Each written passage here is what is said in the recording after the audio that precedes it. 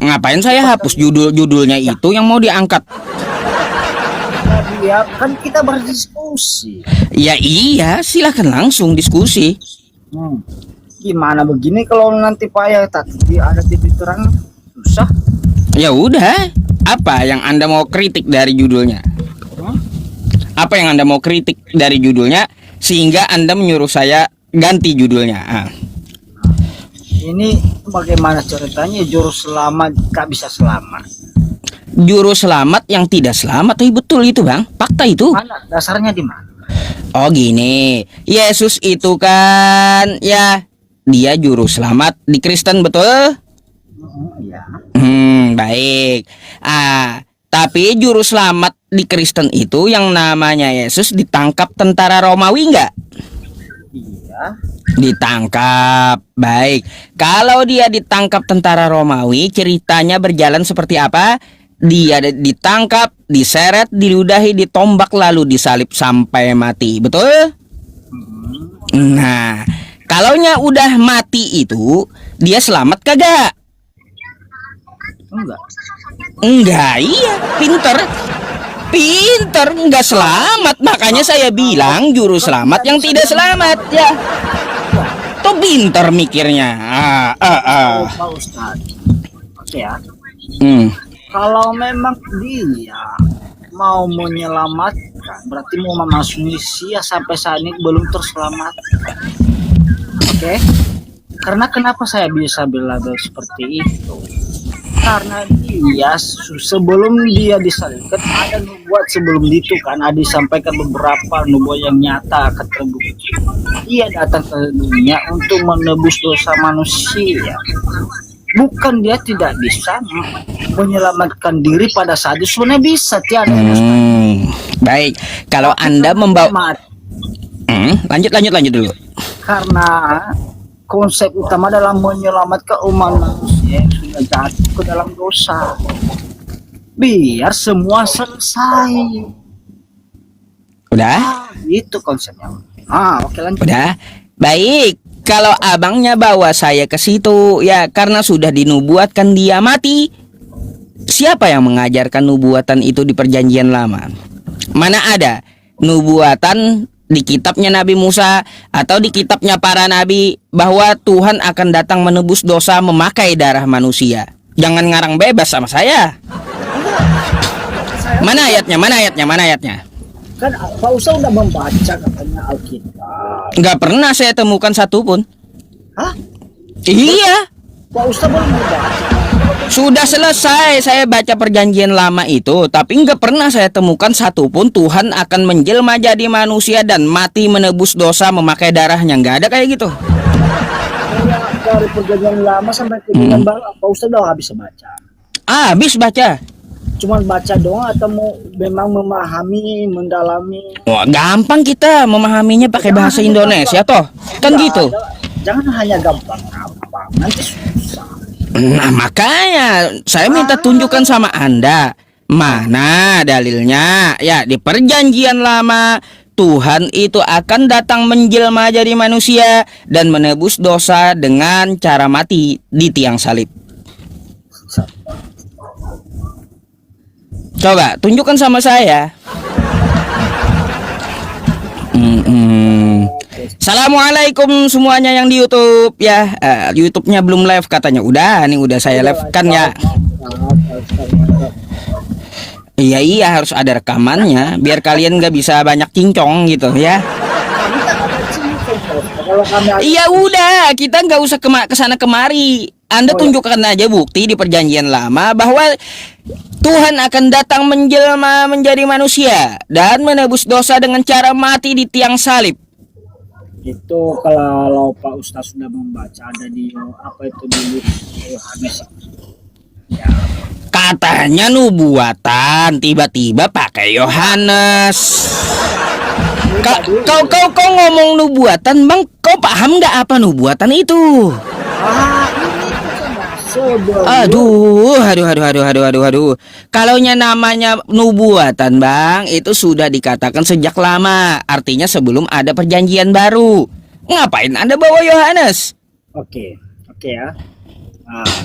nubuatan sebelum Yesus, sebelum Tuhan Yesus ya menjadi manusia, ada Ayub sama apalah di situ, semuanya banyak di situ perjanjian lama. Makanya Pak Ustadz baca, jangan nanya asal baca. Kau aja kagak baca, menyuruh saya baca. Iya udah, kalau kau baca, mana datanya mana? Kalau kan kata Pak Ustadz belum baca.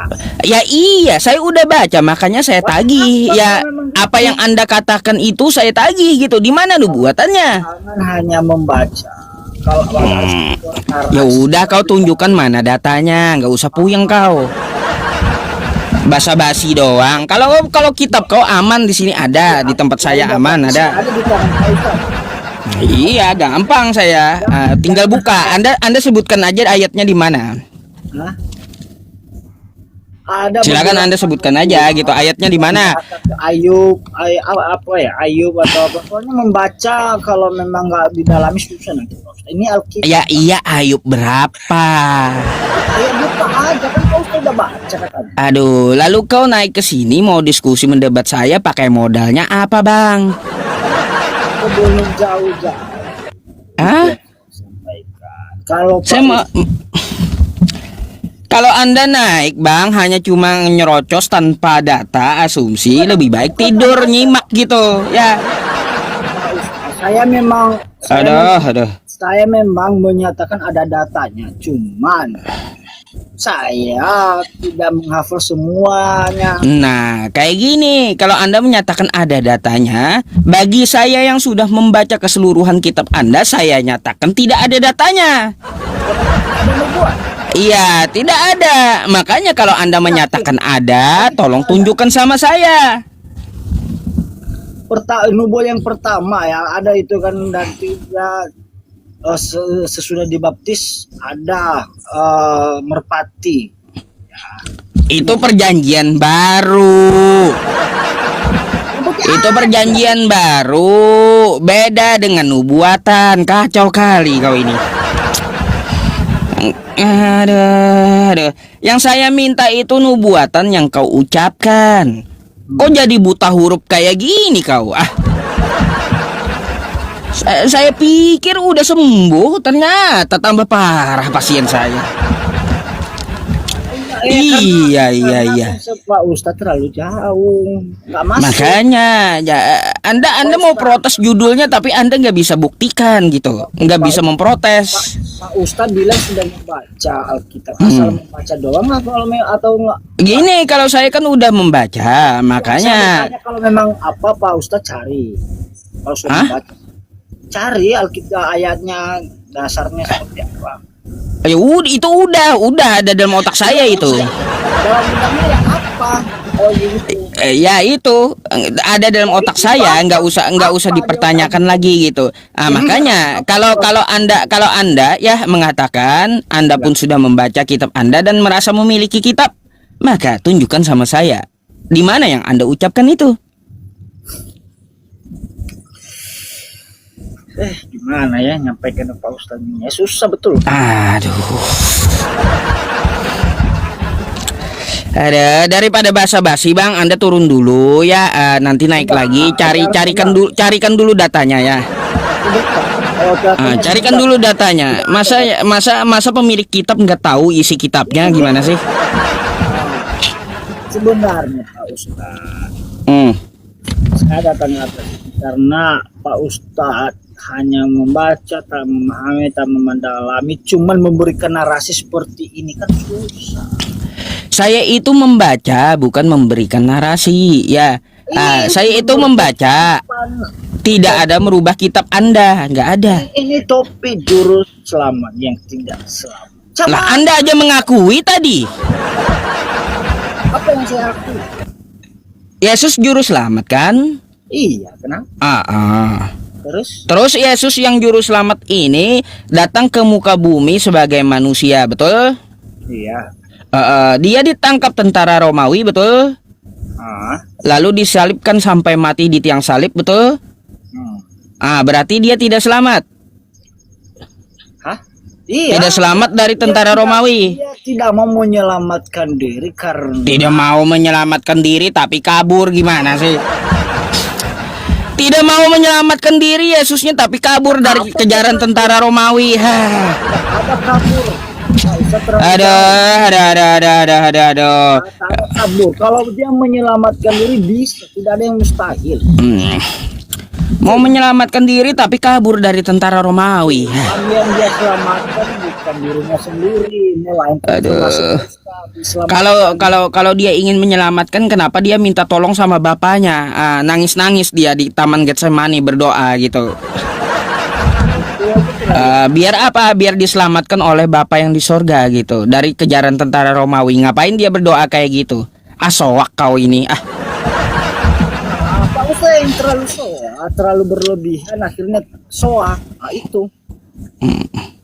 Oke. Ada nggak bang datanya? Jangan kesana kemari dulu. Kalau nggak ada, Anda turun dulu, belajar dulu, baru naik lagi. Ya. Katanya itu udah membaca. Cuman Anda turun dulu. Anda kalau yang udah ketemu ya, datanya naik lagi ya. kita susah naik sama Pak Ustaz kayak gitu. Waduh, mabuk kau. Turun dulu dah ya. Mau macam mana ditanya satu, ngomongnya 1000. Ya, yang penting ngomong, bukan yang ngomong penting dia. Kayak gimana?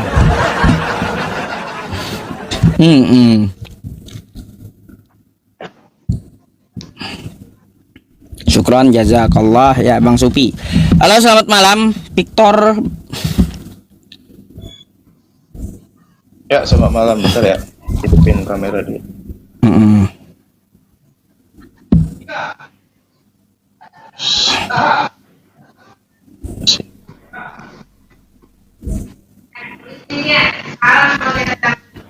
Kok nggak bisa hidupin kamera ya? Teman-teman semuanya ya, wah ente nggak bisa Bang, ganti akun yang bisa open cam dulu. Tuh nggak bisa kameranya dibuka tuh. Oke deh. Oke ya. Oke. Thank you. Thank you. Teman-teman, memangnya gatal-gatal saya yang di muka ketahuan banget ya, yang di YouTube ketahuan ya. Katanya saya gatal-gatal gitu. Ya saya udah berobat ke dokter ya teman-teman ya, ke dokter Ganda Banjarmasin ya, dokter nomor 1 di Kalimantan Selatan untuk spesialis kulit, tetap nggak sembuh. Karena apa?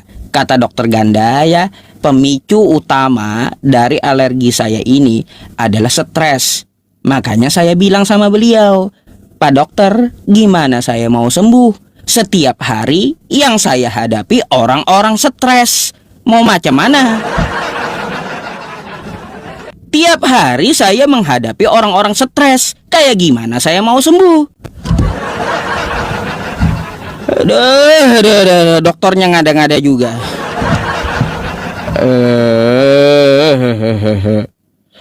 Kita cari lagi dah, ya.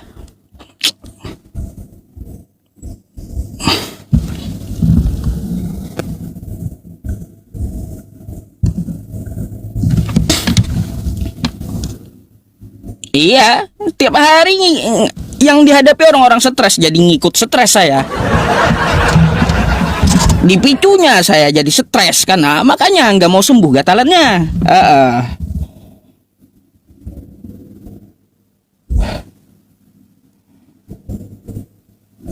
Ntar ini masih muter dia.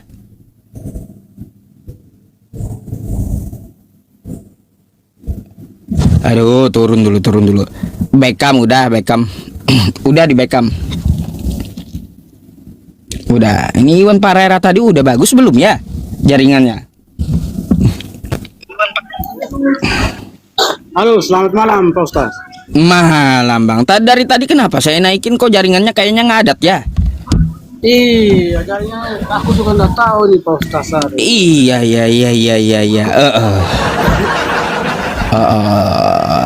Anda ada yang mau saya obati malam ini Bang? Jangan dulu Pak Ustaz. Oh jangan dulu. Iya. Tapi PT-nya abang tuh saya bikin tuh lumayan tuh penontonnya tuh. Keren tuh. Soalnya lagi masih belum sakit, jadi jangan dulu obat. Oh iya. Memang saat ini nggak sakit? Nggak sakit. Nggak sakit. Kenapa Pak Ustaz? Nggak sakit abangnya?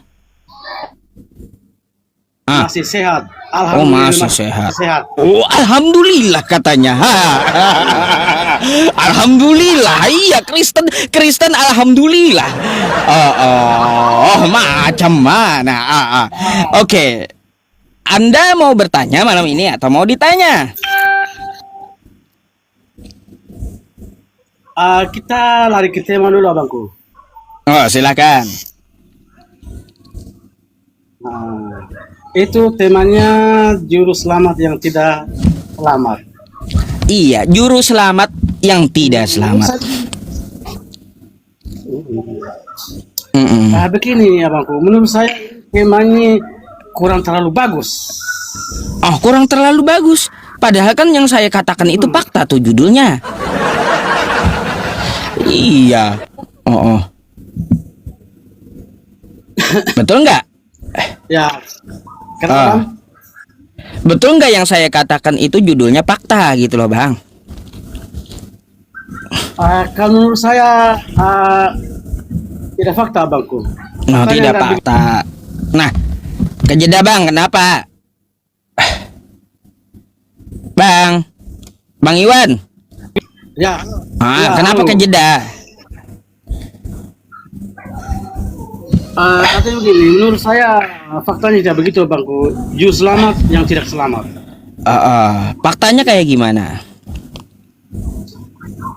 Artinya begini, dia itu adalah juru selamat. Pasti dia selamat abangku. Yang namanya juru selamat, pasti dia selamat. Tidak mungkin Ya tidak seharusnya selamat. pasti itu. Sepakat saya. Kalau yang namanya juru selamat, harusnya dia selamat, kan gitu. Tapi judulnya salah abangku. Apa salahnya? Itu ya juru selamat yang tidak selamat itu yang salah. Baik, coba Yang- kita buktikan dulu. Ya, di Kristen juru selamat namanya Yesus, betul? Ya betul. Betul, baik. Yang namanya Yesus ini ditangkap tentara Romawi, betul? Betul abangku, betul. Sampai dia mati di tiang salib, disalibkan tentara Romawi, betul? Betul. Kalaunya udah mati, selamat kagak dia? Begini abang. Begini gimana Bang Iwan? Begini katanya. Saya tanya, dia waktu disalibkan oleh tentara Romawi, ya sampai mati selamat atau kagak itu? Disalib sampai mati itu? Kalau salib sampai mati itu belum dia selamat. Ketika dia Iya, nggak selamat Bang. Udah tahu abang tidak selamat kan gitu. Makanya saya bilang di judulnya juru selamat yang tidak selamat. itu judulnya abang sepotong abangku. Juru selamat yang tidak selamat itu saat dia mati di kayu salib. Itu belum Ya selamat. iya, Ketika dia- fakta. ketika dia digugurkan dan pada hari ketiga dia bangkit, itulah yang seperti saya bilang tadi, dia selamat. Gitulah abangku. Itu makanya saya bilang tadi, itu temanya abang bikin itu belum artinya bersetengah. Jadi gini Bang. Temanya itu abang baru pertengahan itu temanya itu. Artinya dia mati di kayu salib. Itu makanya dia tidak selamat. Nah, ketika dia diturunkan dari kayu salib dan dia dikuburkan dan pada hari ketika dia bangkit, itu dia selamat abangku. Dia bukti dia selamat, dia bangkit dari antara orang hidup. Maksudnya dari antara orang mati. Itulah dia selamat. Begitu abangku. Baik Bang. Udah dibilang kan, ya ketika dia mati di tiang salib, dia tidak selamat ya waktu itu. Nah, kata abang kan, yang namanya juru selamat pasti harus selamat kan? Tapi faktanya juru selamatnya kagak selamat. Gimana dia mau nyelamatin orang? Diri sendiri dia saja nggak bisa dia tolong, nggak bisa dia selamatin Bang. Saya paham dengan apa yang abang bilang. Memang itu saat dia kayu salib, dia tidak selamat. Artinya dia tidak selamat dalam artinya dia mati. Udah betul berarti itu judulnya. Kok abang malah protes pula sama saya. Bukan saya protes abangku. Tapi saya bilang tema ini hanya sepotong-sepotong. Saya bilang sepotong-sepotong itu apa? Memang dia tidak selamat di kayu salib. Itu artinya apa?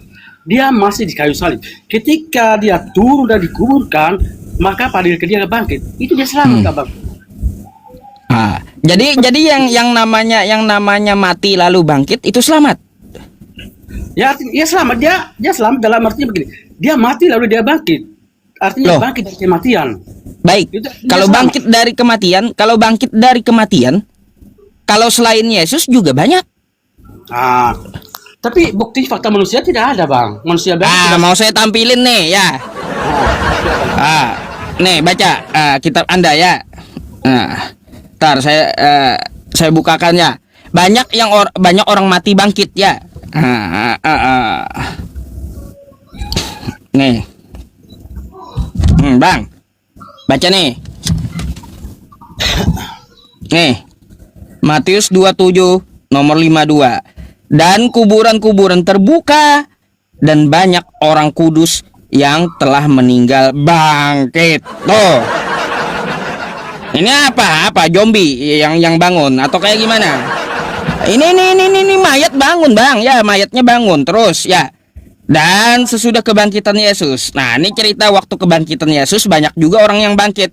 Mereka pun keluar dari kubur, lalu masuk ke kota Kudus, Jawa Tengah. Bukan, maksudnya Yerusalem. Gak mungkin, gak ada sejarahnya mayat hidup jalan-jalan ke Jawa Tengah, gak ada. Dan menampakkan diri kepada banyak orang. Nah, ini zombie-zombie ini kemana dia, Bang? Ya, nggak ada ceritanya lagi setelah itu. Karena saat itu dia juga bangkit sama seperti Yesus bangkit. Keluar mereka dari kubur gitu, Bang. Kalau ukuran abang, dia mati lalu bangkit. Banyak orang mati lalu bangkit, Bang. Ayo. Oke, saya boleh tangkap ya, Bangku. Apa yang seperti abang katakan tadi ya betul. Nah, seperti apa tadi banyak orang mati dibangkitkan. Artinya begini, abang. Setelah Yesus bangkit, maka mereka juga bangkit.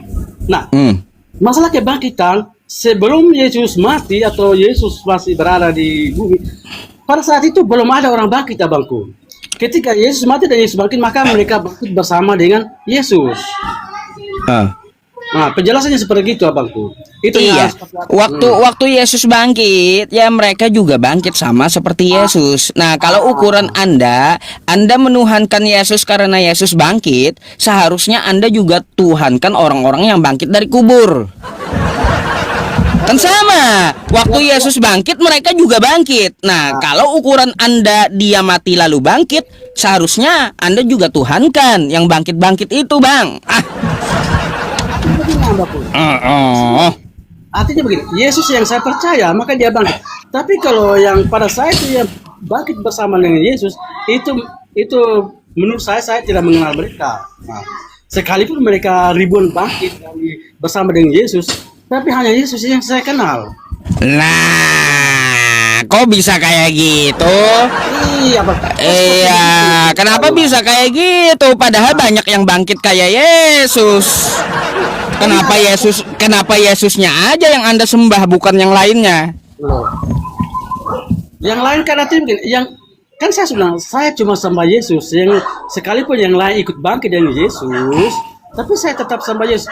Kenapa? Karena perjalanan Yesus dia dimaki, dicaci, dihina, diludai, dipaku, disalib, di kepalanya. Tapi itu Yesus dia itu baik sekali perjalanan hidupnya menuju kematiannya. Sedangkan orang yang bangkit bersama Yesus tidak ada ceritanya, bangkit. Nah, makanya. Jadi artinya gini, Bang. Kesimpulannya. Kita juga bangkit, bangku. Artinya gini, Bang, kesimpulannya tidak bisa kita menuhankan yang mati lalu bangkit lalu kita jadikan Tuhan, nggak bisa. Kesimpulannya gitu. Jadi pembenaran dari Anda tertolak mentah-mentah. Tertolak mentah-mentah kalau ukurannya mati lalu bangkit.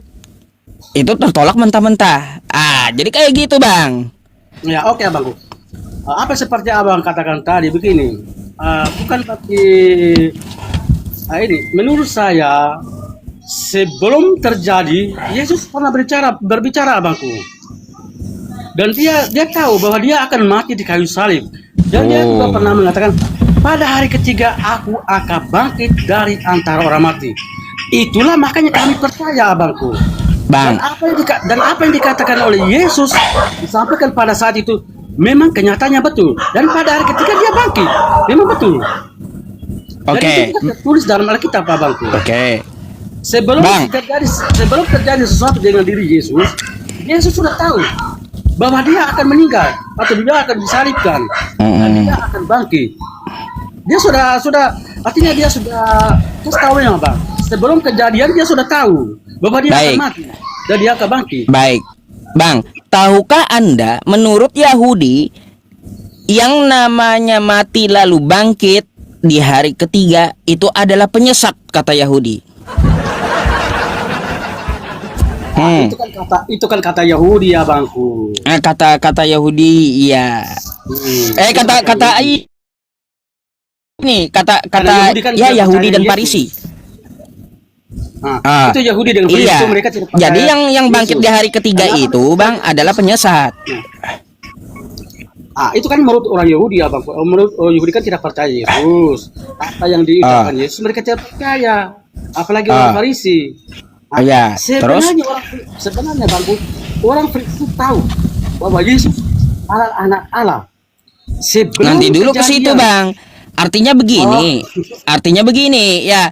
Hal biasa, Bang. Hal biasa kalau ada yang mati lalu bangkit itu nggak bisa jadi tolak ukur dia dijadikan Tuhan gitu. Nggak bisa. Gitu, Bang Iwan. Terus apa lagi? Ya, silakan bertanya, Bangku. Oh, silakan bertanya. Iya. Oke, silakan bertanya. Bang Iwan. Anda menyembah Yesus, betul? Iya, betul. Sekarang saya mau tanya, siapa yang disembah Yesus?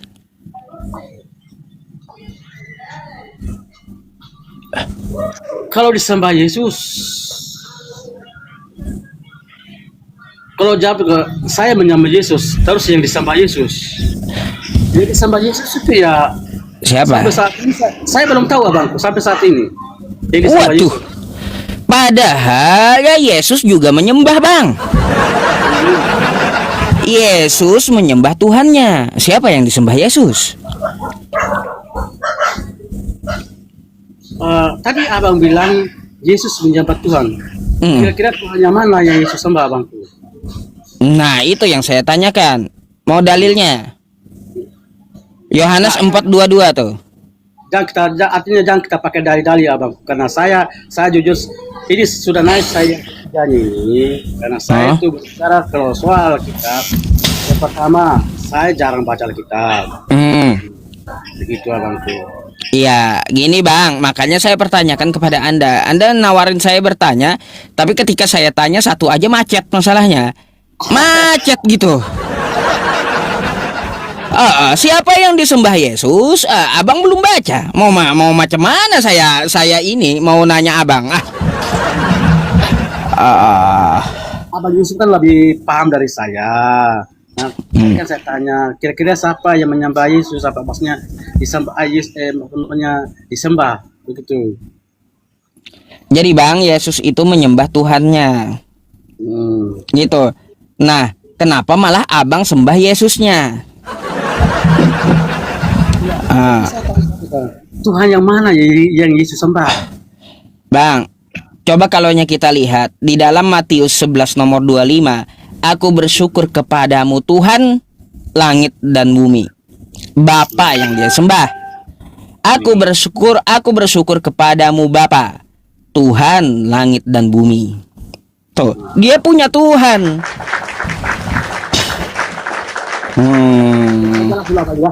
Hah? Oke, saya jelaskan dulu kalau yang itu, saya jelaskan dulu. Kayak gimana? Artinya begini, Abang. Ketika Yesus berbicara begitu,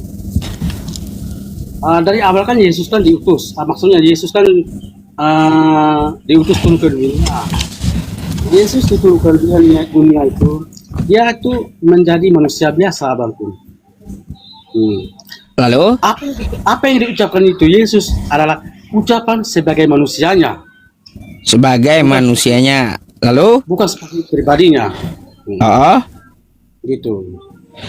Jadi adakah Yesus saat itu ngomong? Kalau itu pribadi manusianya, berarti dia ngomongnya harus gini, Bang. Aku bersyukur kepadaku. Kayak gitu seharusnya. Kalau dia sebagai manusia, aku bersyukur kepadaku. Ya, nanti aneh-aneh aja bunyinya, Bang.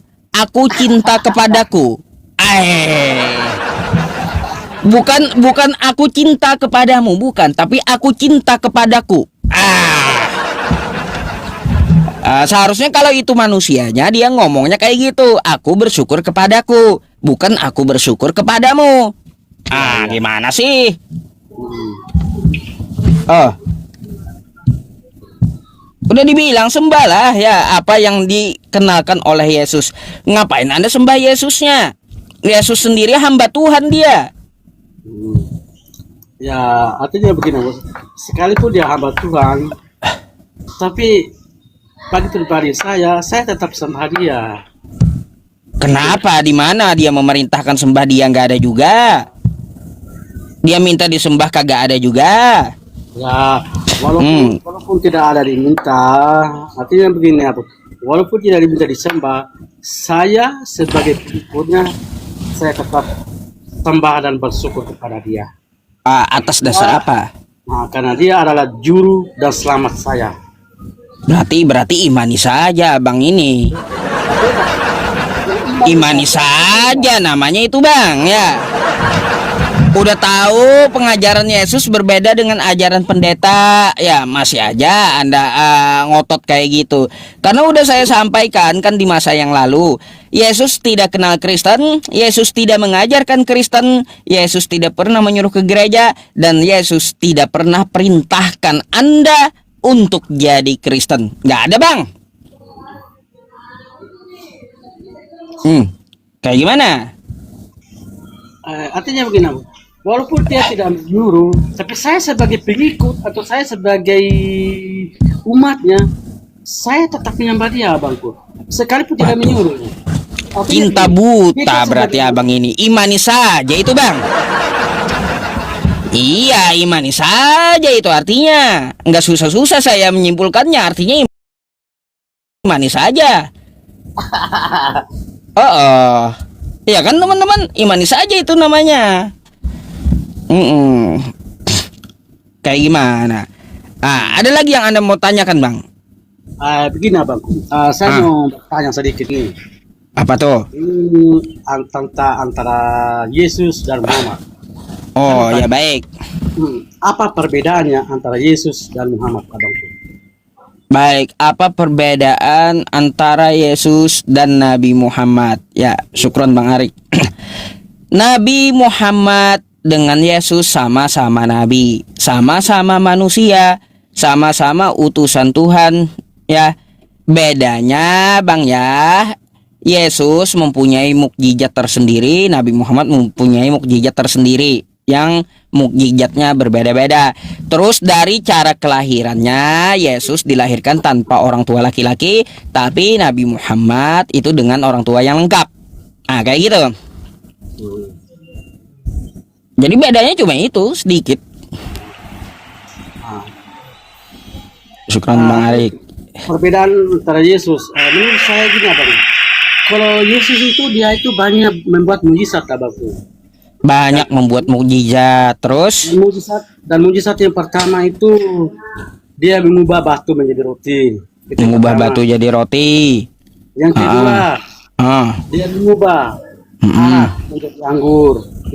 Terus dan masih banyak lagi itu. Lalu yang ketiga dia berjalan di atas air. Dan masih banyak lagi. Nah, pertanyaan saya kira-kira apa saja mujizatnya Nabi Muhammad? Banyak Bang. Kalau sampai pagi saya ceritakan lebih banyak dari Yesus, nggak selesai sampai pagi itu. Pertama ya Al-Quran, masih nongol tuh mukjizat Nabi Muhammad sampai sekarang Al-Quran itu. Kedua membelah bulan, banyak saksinya tuh. Yang ketiga mengeluarkan air dari jemarinya. Keempat menyembuhkan orang buta. Yang kelima ya dia bisa melihat masa depan. Ayo, banyak Bang. Kalau menurut saya itu kalau Abah bilang tadi Al-Quran itu mujizat. Menurut saya bukan mujizat Muhammad itu Bang. Kalau gitu itu, ada nggak yang bisa bikin seperti Al-Quran kitab di muka bumi ini? Nah, tapi itu bukan Ada buatan nggak? Muhammad abangku. Itu Rasulullah itu. Kenapa abangku? Ada nggak yang bisa bikin seperti Al-Quran di muka bumi ini? Syukron Bang Austin ya. Itu kan buatan Arab abangku. Lah, kan nggak ada yang bisa. Bang, kagak usah ya, kagak usah orang India, orang India lagi, orang Indonesia, orang Arabnya sendiri kagak bisa buat Al-Quran, Bang. Bayangkan. Dia orang Arab, pakai bahasa Arab, tapi kagak bisa bikin seperti Quran. Ayo, itulah saktinya Quran. Makanya dibilang apa? Mukjizat yang saya rasakan sampai hari ini, mukjizat Nabi Muhammad SAW. Nih, ya, nggak akan ada yang bisa manusia bikin seperti Nabi Muhammad bikin, gitu. Ya, menyampaikan firman Allah Tuhan semesta alam tanpa ada perubahan sedikit pun. Gak ada yang bisa. Ayo. Jadi gini aja Bang, nggak perlu kita membandingkan antara Yesus dan Nabi Muhammad, nggak perlu. Karena dalam Islam itu gini Bang, la nufarriqu baina ahadim mir rusuli. Kami tidak membeda-bedakan semua utusan Tuhan. Tuh. Jadi mereka mempunyai keistimewaan tersendiri gitu. Kalau saya tanyakan, bisa nggak Yesus mengeluarkan ya air dari jari jemarinya? Nggak bisa Bang, nggak bisa. Tapi Nabi Muhammad bisa gitu. Kayak gitu pula. Kita balik. Apakah Yesus mampu membelah bulan? Ya kagak bisa juga dia. Kalau kita balik tanya pula ya, apakah Nabi Muhammad bisa berjalan di atas air? Gimana mau jalan di atas air? Airnya yang kagak ada. Dia di padang pasir. Kan gitu. Nggak mungkin ya Nabi Muhammad jalan di atas air. Karena airnya nggak ada. Dia di padang pasir. Artinya apa Bang? Semua mempunyai keistimewaan dan tidak perlu kita beda-bedakan. Jadi intinya seperti itu. Oke, tadi kita sudah bahaskan tentang mujizatnya. Sekarang tentang ajarannya abangku. Baik, ajarannya silakan. Ya. Ini kalau tadi saya tulis ajaran itu banyak abangku. Yang pertama saling menghargai. Yang kedua saling menghargai, menghormati. Yang pertama tadi apa Bang? Saling mengasihi. Lalu? Yang selanjutnya ya banyak artinya saling mengasihi, saling menghargai, saling menghormati. Itulah yang diajarkan oleh Yesus. Saya bertanya, apa yang tentang diajarkan oleh Yesus, Nabi Muhammad kepada pengikut-pengikutnya? Innama bu'istu makarimal akhlak. Jadi Nabi Muhammad itu pertama yang tidak pernah diajarkan oleh nabi-nabi lain Bang ya, adalah mengajarkan akhlak gitu. Bagaimana mengasihi sesama manusia dalam akhlak. Ya, bagaimana hubungan sesama manusia dalam akhlak. Bagaimana cara berbuat adil kepada orang di luar agama Islam dalam akhlak tuh. Semuanya di situ dirangkum. Bagaimana cara kita beradab kepada sesama dalam akhlak. Terus juga banyak pelajaran Nabi Muhammad itu banyak mengajarkan urusan nikah, urusan pembagian waris, bagaimana tata cara ibadah. Semuanya diajarkan. Tapi kalau Yesus, apakah cuma kasih? Nabi Muhammad juga mengajarkan kasih, mengajarkan penyayang, mengajarkan sabar gitu, mengajarkan mentauhidkan Allah Subhanahu wa taala. Terus kalau kita lihat antara kedua ajaran ini, antara Yesus dan Nabi Muhammad ada menyampaikan tentang masalah pembagian waris. Yesus mana? Ada nggak Yesus menyampaikan pembagian waris? Nggak ada Bang di kitab Anda. Yesus mengajarkan bagi warisan, nggak ada. Kalau untuk masalah warisan, itu masalah duniawi. Kenapa? Itu masalah warisan itu Bangku. Itu masalah duniawi Bangku. Dunia baik. Terus Yesus ya Nabi Muhammad mengajarkan tata cara nikah. Yesus mana ngajarin nikah? Mana Yesus ngajarin nikah? Oke. Mana ayatnya? Nggak pernah Yesus ngajarin nikah.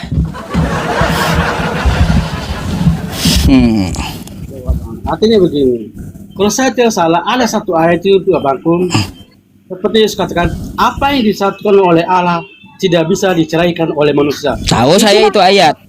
Nah, itulah tata caranya untuk pernikahan abangku. Baik, syukran bang. Itulah yang kita pegang. Baik, saya mau tanya sedikit. Apa yang disatukan oleh Tuhan tidak boleh diceraikan oleh manusia, saya tahu itu. Ya, sekarang saya mau tanya, kalau Tuhan menyatukan laki-laki dengan laki-laki gimana? Atau Tuhan menyatukan perempuan dengan perempuan, lalu gimana? Atau juga Tuhan mau menyatukan laki-laki dengan hewan, mau macam apa? Gak boleh dipisahkan lagi gitu. Kan artinya nggak ada aturan di situ. Syarat nikah, rukun nikah, tata cara nikah nggak diajarkan Yesus di situ. Yesus hanya berkata apa yang disatukan Tuhan tidak boleh diceraikan manusia. Hanya gitu dia ngomong gitu. Tapi bagaimana tata cara nikah itu nggak diajarkan. Nanti ada orang bisa nikah sama hewan, bahaya kan gitu. Bu. Kalau kita pemikiran yang begitu, sekalipun Yesus tidak artinya tata caranya, tetapi sebagai orang dia bisa tanggapi. Artinya begini, Yesus menciptakan laki-laki dengan perempuan. Itu pertama, contohnya Adam dan Hawa. Artinya apa? Apa yang disatukan oleh tidak bisa diceraikan oleh manusia. Itu yang diajar tentang perkawinan abangku. Lalu gimana? Kalaunya laki-laki dengan laki-laki? Itu kalau laki-laki dengan laki-laki itu urusan manusia, bukan urusan Tuhan. Loh, kan mereka mau nikah, urusan agama itu. Nggak ada urusan manusia, itu urusan agama mau nikah itu. Kalau urusan kamu nggak ada abangku. Kalau laki-laki sama laki-laki perempuan. Banyak bertaburan. Pemberkatan gereja laki-laki sama laki-laki berhamburan bang. Abang lihat aja di YouTube. Kalau itu saya belum terlalu artinya belum lihat itu abang. Makanya saya. Ya artinya gini bang. Ya kenapa saya sampaikan kepada anda bertaburan pemberkatan gereja laki-laki sama laki-laki karena memang di Kristen tidak ada aturan nikah gitu. Coba kalaunya di Islam bang ya. Di Islam aturan nikah kayak gimana? Ada mempelai pria. Yang ketiga ada walinya. Yang keempat ada 2 orang saksinya. Yang kelima ada sigotnya, ada akad dan maharnya. Kalau satu aja tidak terpenuhi, tidak sah nikahnya, nggak sah. Ya, kalaunya ada laki-laki dengan laki-laki kagak bisa, kagak sah nikahnya. Karena rukunnya itu ada perempuannya, ada laki-lakinya, baru bisa nikah. Kalau laki-laki sama laki-laki nggak bisa, atau perempuan sama perempuan nggak bisa, atau laki-laki dengan hewan nggak bisa, atau perempuan dengan hewan nggak bisa. Itu namanya tata cara nikah. Ada nggak Yesus ngajarin kayak gitu? Nggak ada. Makanya saya tanya, kalau orangnya laki-laki sama laki-laki kayak gimana? Mereka disatukan Tuhan, kagak boleh dipisahkan gitu. Laki-laki sama laki-laki. Tuhan pun kagak mau memisahkan lagi ya kalau laki-laki sama laki-laki. Hanya ambeien lah yang dapat memisahkan mereka gitu bang. Aduh, hanya ambeien yang bisa memisahkan laki-laki sama laki-laki itu ya. Oke, kita lanjut Pak. Apa lagi yang diajarkan? Tadi masalah komunikasi sudah, tadi kita sudah. Sekarang, ini yang selanjutnya. Kalau di agama Kristen, Yesus mengajarkan dilarang membunuh. Tapi di Islam diajarkan membunuh. Mana ayatnya? Di Islam diajarkan membunuh. Ada itu bang, ayatnya itu kalau saya salah itu ada itu. Carikan ayatnya nggak ada. Kalaunya di bang, bentar, abang daerah mana? Bang Iwan. Gak apa-apa, sebut aja di daerah mana. Nggak bakalan kenapa-napa. Saya hanya nanya itu aja. Saya di NTT bang. Oke, di NTT ada Muslim di situ? Banyak abangku. Banyak. Kalau ajaran Muslim diajarkan membunuh, kenapa Anda masih hidup sekarang? Ada nggak Anda lihat Muslimnya di NTT membunuhi Kristen? Ada nggak? Syukran telaung. Atau yang begini bang. Kalau gini bang, sabar dulu, saya jawab dulu. Kan banyak muslim kata Anda di NTT. Ada nggak muslim di situ menyerang Kristen, dibunuhnya satu persatu? Tes logika dulu kita. Ada. Tapi Ah, nggak ada kan? Tapi di Alkitab ada nggak, Bang? Nah, gini Bang, artinya apa? Yang Anda katakan hoax karena Anda sendiri masih hidup, ya. Tidak ada dalam Islam itu diajarkan saling membunuh atau membunuh orang lain, nggak ada. Malah di ajaran Islam Bang, ya tidak boleh membunuh tanpa alasan yang benar. Terus juga membunuh itu dosanya dalam Islam bagaikan dia membunuh seluruh manusia di muka bumi. Mangqatala nafsam bighairi nafsin au fasadin fil ardi faka'annama qatalan nasa jami'a. Barang siapa membunuh satu manusia, maka dia seakan-akan telah membunuh seluruh manusia di muka bumi. Dilarang dalam Islam. Jadi dapat dari mana rumusnya Anda ajaran Islam itu membunuh? Ya, kalaunya ajaran Islam membunuh, Anda pun sekarang kagak bisa hidup, Bang. Ya, kagak bakalan ada malam ini Anda bicara sama saya. Gimana sih logikanya kayak gitu aja? Meninggal udah abangnya dari lama. Kadang-kadang kita sebagai manusia biasa, contoh saya sebagai Kristen, Abang, di mana saya ditempati, di situ saya akan menghargai yang berbeda dengan saya, Abang. Ya iya, itu memang harus. Lalu bagaimana dengan ajaran Yesus yang membunuh, Bang? Gimana tuh? Kata Yesus, bunuhlah depan mataku. Itu kayak gimana tuh? Ajaran Yesus itu. Yang mana itu, Abangku? Oh, nih, saya bukakan dulu ya. Nih, ya. Abang bisa baca di Lukas 19 nomor 27. Saya bukakan dulu sama Anda. Lukas, ntar ya teman-teman. Lukas 19:27 nih. Bang, mari kita baca ajaran Yesus ya. Akan tetapi, ini Lukas 19 nomor 27 ya. Akan tetapi, semua seteruku ini, kata Yesus, yang tidak suka aku menjadi rajanya, bawalah mereka kemari dan bunuhlah mereka di depan mataku. Wah. Ini kayak gimana ajaran Yesus, Bang? Kata Yesus, kalaunya tidak mengakui aku sebagai rajanya orang Yahudi itu, seret kemari, depan mataku bunuh dia. Kayak gimana?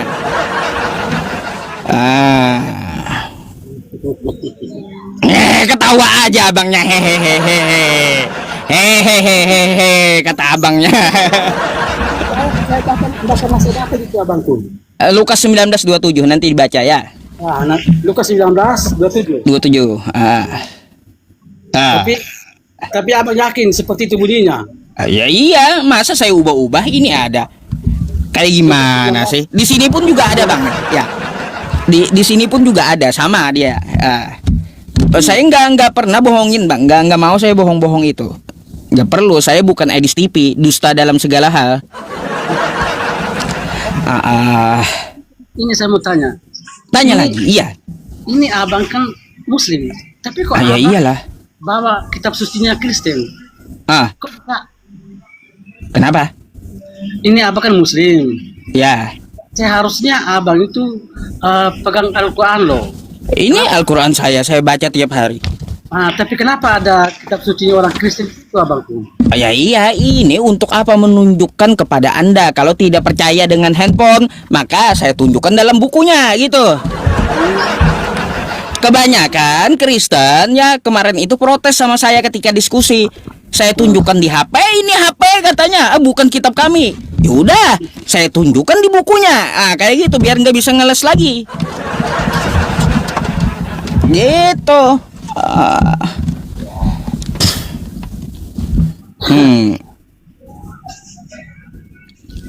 Ada lagi, Bang, perlu diobati? Kalau menurut Abang saya ini belum, artinya menurut Abang saya ini sakit dan diobatin, ya silakan bertanya lagi, Abangku.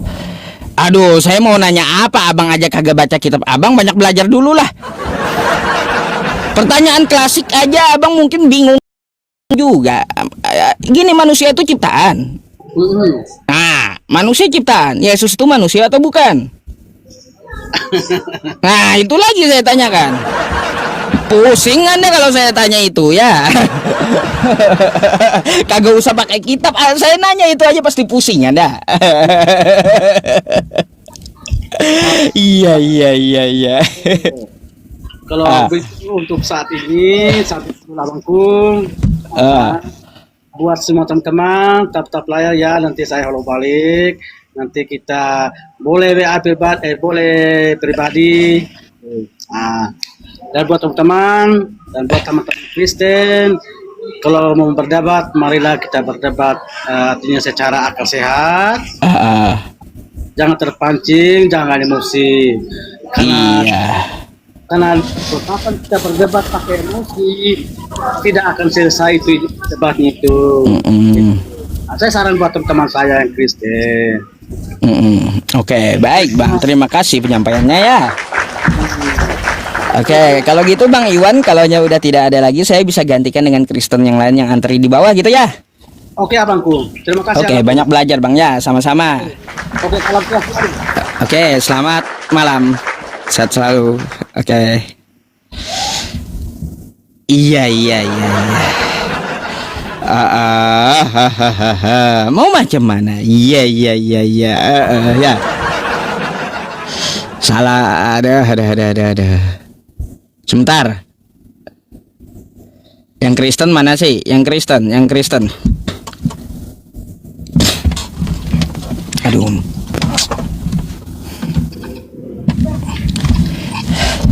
Halo, selamat malam. Selamat malam. Malam, Mbak. Iya. Seperti biasanya Anda kan kayaknya udah berteman nih sama saya, udah tahu aturannya berarti, ya. Oh iya ya. Harus Kayaknya open cam. Saya nggak bisa open cam, tapi saya nggak usah pakai buka deh ya. Waduh, nggak bisa Mbak, saya turunkan. Ntar diganti moderator pula, diturunkan. Saya buka data. Anda buka dulu kameranya baru diskusi gitu. Kalau Anda nggak mau, saya gantikan gitu. Daripada moderator yang turunkan.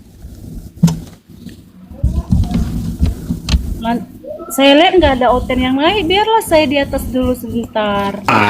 Nggak bisa. Saya tetap tegakkan aturan meskipun tuh banyak tuh Kristen antri di bawah. Kacau kali kalian. Hostnya yang turun katanya. Yang Ustadz baca itu tadi Lukas berapa? Aduh, 19:27 nanti Anda mau bahas sama saya boleh ya. Open cam dulu sesuai aturan. Ikuti aturannya dulu baru kita bahas. Kenapa nggak baca dari ayat 1? Ada turun dulu ya. Gak jelas amat. Diminta untuk apa? Open cam dulu, ikuti dulu aturannya. Ngegas melulu. Ya ku turunkan kau. Kayak gitu aja ya. Nggak repot gitu loh. Oh gini.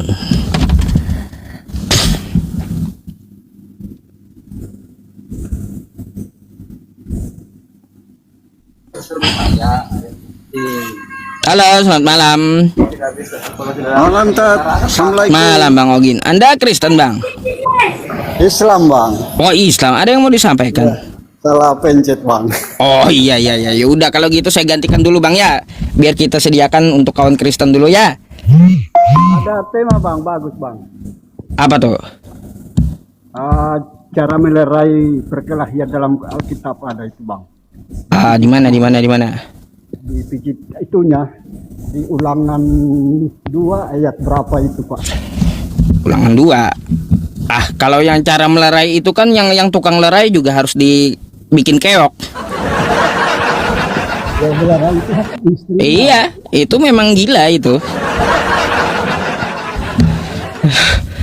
Kayak gimana? Sama cara merampok Bang ada di Luka di Markus itu Bang. Nantilah kalau bahas itu Bang. Soalnya kita punya tema tersendiri kan gitu. Kalau kita bawa ke sana mereka nggak nyambung nanti. Oke ya. Oke. Ya kita obati dulu yang masih belum sehat ya, Bang ini ya, Bang Ogin ya. Ya, Oke, saya izin turunkan abang dulu ya, biar tidak ada framing macam-macam gitu ya. Oh, muslimnya keroyokan dan bla bla bla, kan kayak gitu. iya, iya. Oke, selamat malam, assalamualaikum. Waalaikumsalam warahmatullahi wabarakatuh. Baik. Ada, bingung juga saya.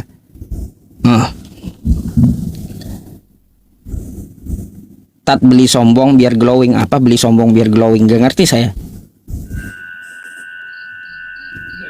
Halo, selamat malam. Malam. Malam. Silahkan buka kameranya dulu, Bang.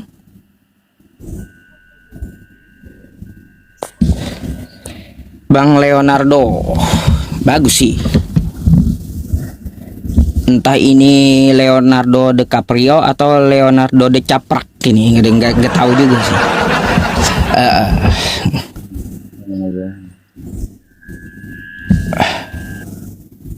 Nah, gitu dong. Anda mau bertanya atau mau ditanya, Bang? Anda membahas kitab Kristen tadi kan? Terus? Oh. Ya, terus? Di situ perumpamaan tentang uang mina. Uang mina. Terus? Seharusnya baca dari ayat sebelumnya. Pertanyaannya, kenapa mengumpamakannya seperti itu? Mengumpamakannya dengan kekejaman gitu. Itu kata kiasan. Nah, kiasan. ada ya kata kiasan. Sudah perumpamaan dikiaskan pula ya. Gimana Bang, sudah perumpamaan dikiaskan pula oleh kalian? Ada macam-macam. Iya, sudah perumpamaan, udah dibilang perumpamaan dikiaskan pula. Macam mana itu? Yang saya tanyakan, kalau itu perumpamaan, kenapa diperumpamakan dengan sesuatu yang sangat kejam?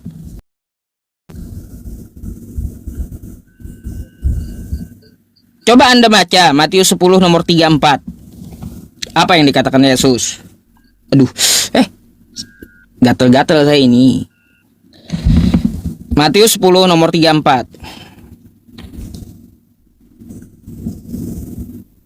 Kejeda pula dia.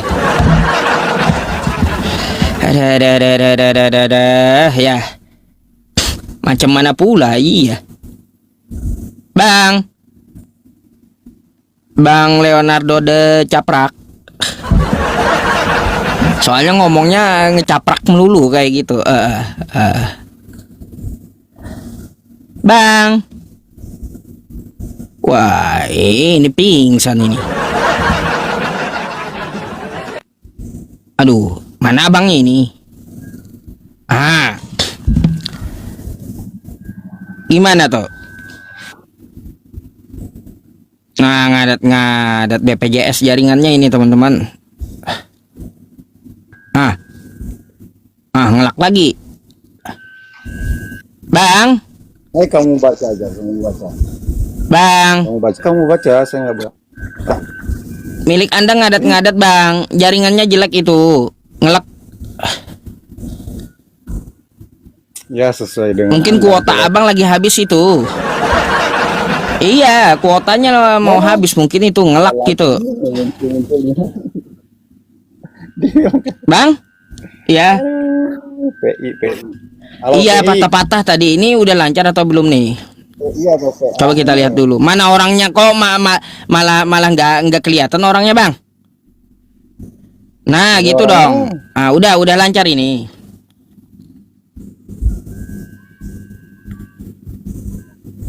Ya, silakan. Ya, dibacakan. Baik, saya bacakan ya. Nih. Kata Yesus, ya. Yesus membawa pemisahan bagaimana mengikut Yesus.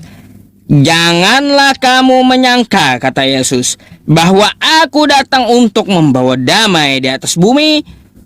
Aku datang bukan untuk membawa damai, tapi melainkan pedang. Aku nggak bawa damai kata Yesus ke muka bumi ini, tapi aku bawa pedang. Pertanyaan saya sama abang dulu, ya tes logika kita.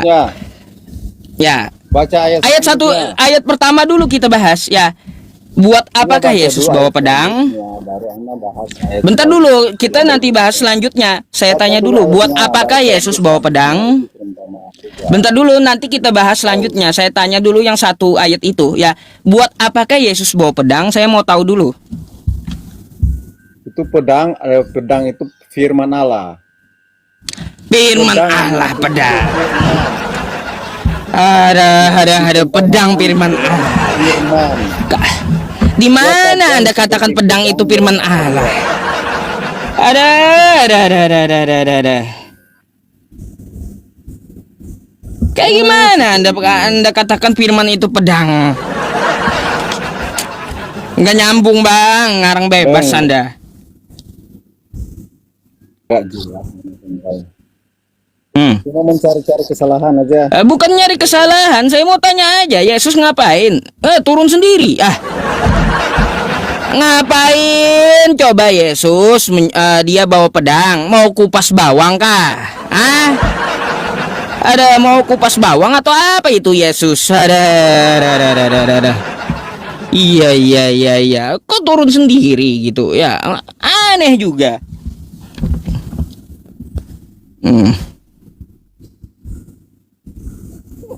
Beli pedang itu buat kupas bawang itu Yesus.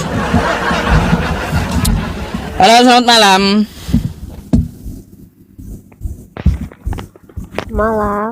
Malam. Oke, Mbak, Anda dari Kristen? Iya. Silakan dibuka kameranya dulu sesuai aturannya. Oh, ini kameranya belum bisa dibuka soalnya pengikutnya baru sedikit. Waduh, Mbaknya bisa pinjam milik temannya dulu atau milik keluarganya dulu ya untuk naik kembali karena aturannya harus open cam gitu. Oke? Oke. Baik, saya gantikan dulu ya Mbak ya. Terima kasih banyak. Nanti pinjam dulu milik kerabat yang bisa open cam ya, naik kembali. Terima kasih banyak. Selamat malam. Malam.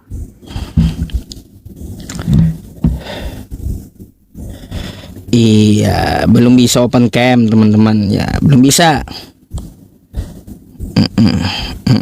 Sesuai giliran ya, sesuai giliran. Apa ini?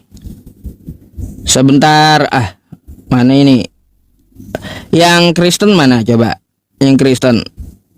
Saya nggak mau bertele-tele gitu ya. Yang muslim langsung aja ke WhatsApp saya, nggak perlu naik ke live.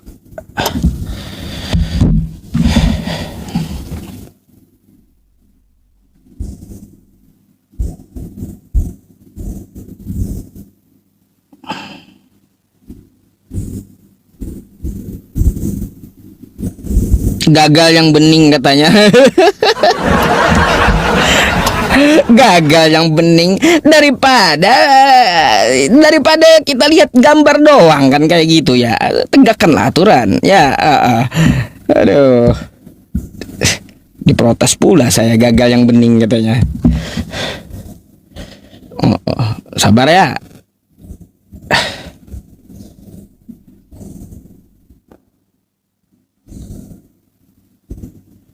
Muter-muter ini. Ada putar-putar.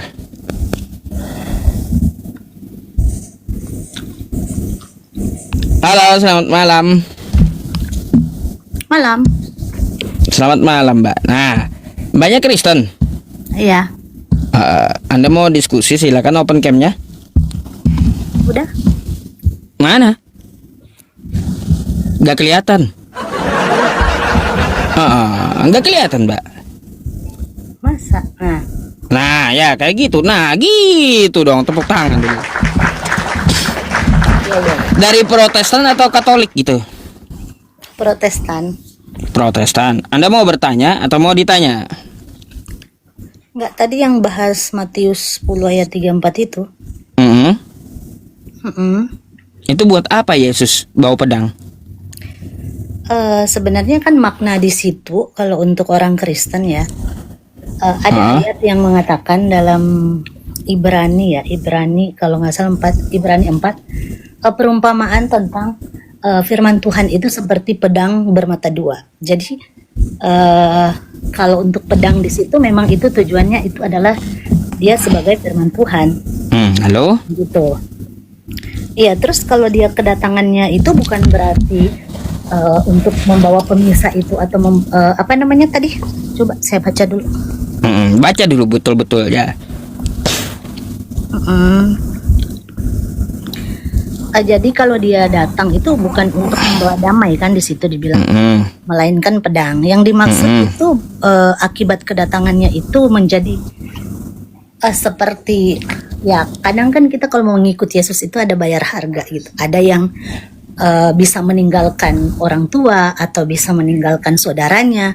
Karena meninggalkan istrinya itu, gitu ya. Iya, betul. Karena mengikut Yesus itu banyak akan dibalas 100 kali lipat kan gitu. Tidak, bukan maksudnya bukan itu. Maksudnya terus karena mengikuti Yesus itu tidak mudah. Banyak yang apa namanya kan itu jalan kebenaran. Jadi banyak yang tidak suka dengan ajaran itu. Jadi ya otomatis itu membawa perpecahan. Bisa keluarga aja ada yang misalnya kalau dia ikut Yesus ada yang nggak suka gitu loh. Jadi gini, saya tanggapi dulu Mbak ya. Coba Mbaknya betul-betul baca di situ 10:34 dari Matius itu. Jangan kamu menyangka, kata Yesus, bahwa aku membawa damai di muka bumi, melainkan bukan membawa damai, aku datang bukan untuk membawa damai, kata Yesus, melainkan pedang. Jadi kalaunya di situ disebut pedang itu adalah firman Tuhan, berarti firman Tuhan yang bikin kacau keluarga orang gitu. Tidak begitu. Nah, makanya jangan juga kan kayak gitu yang mengatakan pedang. Gini, firman kata Anda adalah pedang bermata dua, kan kayak gitu, sesuai yang Anda katakan di Ibrani tadi. Saya pun juga tahu gitu. Nah, kalau Yesus ya mengatakan jangan menyangka aku membawa damai di muka bumi. Aku bukan membawa damai, melainkan membawa pedang. Jadi dia itu membawa firman, kata Anda. Ini ceritanya firman terima firman. Firmannya kayak gimana isinya? Lanjut tuh, sebab aku datang untuk memisahkan orang dari ayahnya. Bikin kacau keluarga orang itu, Mbak. Ya, anak perempuannya, ibunya, menantunya, ya Yesus datang untuk memisahkan mereka. Bikin kacau keluarga orang begitu. itu. Anda yang salah paham dengan ayatnya. Itu Yesus berbicara tentang konsekuensi dari pemberitaan Injil yang dia mau sampaikan. Itu bisa aja kita keluarga bisa ada yang setuju, ada yang tidak gitu. Emang kalau mengikut Kristus itu mudah gitu, nggak semudah itu. Kita satu keluarga aja bisa, ya namanya kalau udah di jalan kebenaran, ada yang suka dengan dosa, ada yang enggak. Itu maksud dari inti firman Tuhan itu. Iya, artinya kayak gimana? Yesus udah tegaskan. Yesus udah tegaskan dia nggak bawa damai. Dia datang untuk memisahkan, bikin kacau keluarga orang. Macam mana? Itu pemahaman yang terlalu ini ya, terlalu dangkal sebenarnya buat Anda. Anda tidak memahami sampai ke situ. Dia kan ngomong sendiri, dia membawa pedang kan kayak gitu. Memangnya pedang dia buat apa? Potong janggut atau kupas bawang atau apa? Pedang dalam arti firman di sini bukan pedang fisik, bukan. Kita tidak bicara tentang itu. Tidak berbicara tentang pedang fisiknya pedang atau pisau seperti pisaunya gitu, tidak. Di sini dibilang tentang firman itu, seperti firman kan seperti pedang bermata dua, bisa memisahkan mana yang benar, mana yang tidak. Nah itu kalau orang sudah tahu kebenaran, dia nggak Coba Anda baca 39-nya dah. Apa yang dikatakan Yesus? Saya harus buka dulu nih, bentar. Ya. Tadi Matius berapa? 10 ayat 39 kan? Nah, 39. Barang siapa, kata Yesus, yang mempertahankan nyawanya, dia akan kehilangan nyawanya. Ya. Nah ini kan gitu. Dan barang siapa kehilangan nyawanya karena aku, ia akan memperolehnya. Artinya apa? Di situ bukan pedang kiasan bukan, tapi pedang untuk apa? Untuk bunuh nyawa orang. Tidak seperti itu. Kayak gimana? Tidak. Kayak gimana? Kalau kita tidak begitu artinya. Jadi jangan artikan seperti itu. Dia sendiri yang tegaskan. Ya, artinya dari ayat ini kehilangan nyawa ya artinya kalau kita mau ngikut dia kita harus rela dianiaya. Banyak kok sekarang orang Kristen ikut Yesus dianiaya. Ya itu maksudnya. Bisa kehilangan nyawa gara-gara ikut itu. Gitu. Ya iya. Kalau memang betul berarti dia bawa pedang bikin kacau rupanya. Tidak.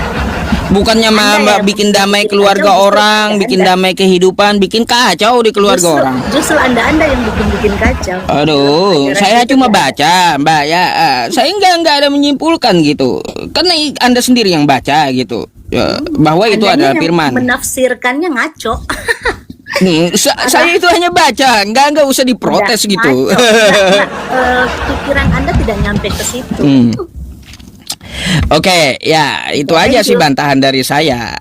Kalaunya dia membawa pedang bukan bawa damai, memisahkan keluarga orang, terus juga menghilangkan nyawa orang. Barang siapa dia kehilangan nyawanya, maka barang siapa yang mempertahankan nyawanya kata Yesus kan, maka ia akan kehilangan nyawanya. Kan kayak gitu. Penafsiran Anda tidak nyampe ke situ. Anda dari mana saya menafsirkan? Dari tadi saya baca teksnya loh. Ya nggak ada menafsirkan. Baca teks bukan artinya makan mentah, makan telan-telan begitu bulat, enggak. Ini ya teman-teman, Yesus sendiri yang bilang beda dengan penjelasan banyak ya. Nih ya, beda banget. Nih ya, saya bacakan dulu. Janganlah kamu menyangka, kata Yesus, aku datang untuk membawa damai di atas bumi. Aku datang bukan untuk membawa damai, melainkan pedang. Sebab aku datang untuk memisahkan orang dari ayahnya, anak perempuan dari ibunya, menantu perempuan dari ibu mertuanya. Dan musuh orang ialah orang-orang seisi rumah. Ya, nah terus coba ke bawah lagi, langsung kita 39 ya. Barang siapa mempertahankan nyawanya, ia akan kehilangan nyawanya.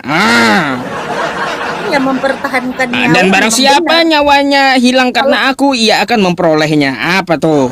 Kalau kita mempertahankan nyawa mengikuti Yesus kebenaran, ya iya kita akan menerima kehidupan yang kekal yang Dia sudah janjikan. Tapi kalian belum paham sampai ke situ karena ajaran kita itu tidak hanya sebatas yang kalian bicara logika begitu, enggak.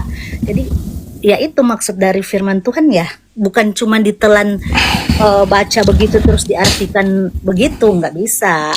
Mbak, lebih baik kita membaca daripada kita mengartikan pakai asumsi gitu. Asumsi ya udahlah. Coba, ya nggak bisa kita mengartikan apa yang telah dikatakan Yesus. Kan kata di kitab Mbak sendiri ya, katakanlah kejujuran, kan kayak gitu. Sampaikanlah kejujuran, selebihnya dari si jahat, kan gitu.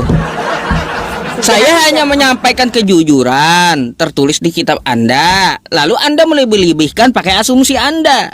Selebihnya dari si jahat katanya, kan gitu. Pedang yang dimaksud dalam firman Tuhan di sini bukan pedang Tuhan, itu pedang ketika kita namanya membela kebenaran dalam mengikuti Yesus jalan yang benar, itu artinya ya kita rela menderita, rela dianiaya ya, dan sehingga kita ya bisa